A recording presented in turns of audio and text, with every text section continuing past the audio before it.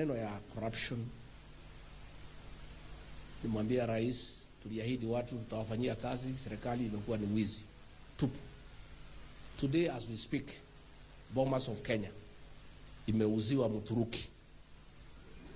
Bomas of Kenya imeenda, ililetwa pale cabinet nikapinga peke yangu.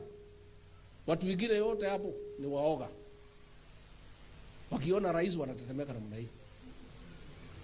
Mimi peke yake ndio nilisimama cabinet nikasema Bomas of Kenya is a national heritage and we cannot sell it. Imeuziwa Mturuki ambaye ni business partner ya mtu mkubwa sana katika hii serikali. Mnamjua. Hiyo Bomas imeenda. Na tena pale watu ya civil aviation walipinga. Wakasema the flight path to Wilson Airport ni hapo. Hiyo ndio flight path. It will be dangerous. Rais akafanya. Nilipokuwa mkali akawachana naye. Aliponifukuza sasa hakuna mtu ya kusema kitu. Watu pale yote ni flower girls. Umeona headline? Ni watu ya yes. Wanaitwa watu ya yes. Sasa pale we are on our own, Reverend, as a country. William Ruto will do whatever he wants in this country. There is not a single person. I was the only remaining person. Ni Mungu peke yake atatusaidia. Hiyo Boma sasa ameenda pale amebulldoze imepita. Mashamba yote ya jela yote imeuzwa. Jela zote zinatakiwa sihamishwe, hiyo mashamba imeuzwa yote. Mpaka makanisa ya Catholic, SDA ile iko ndani ya jela yote itabomolewa. Mpaka Atali they will be demolished. Yote imeuzwa.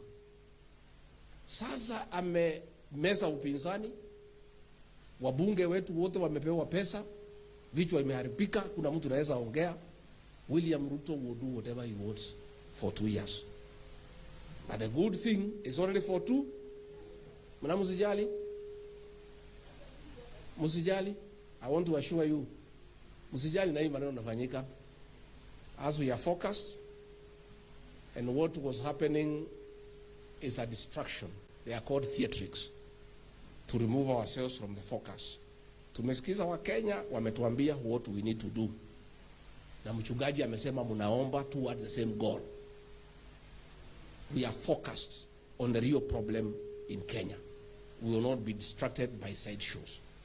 And I want to assure you the numbers are good. Politics is a game of mathematics. I will be worried if politics was defined differently to be a different game.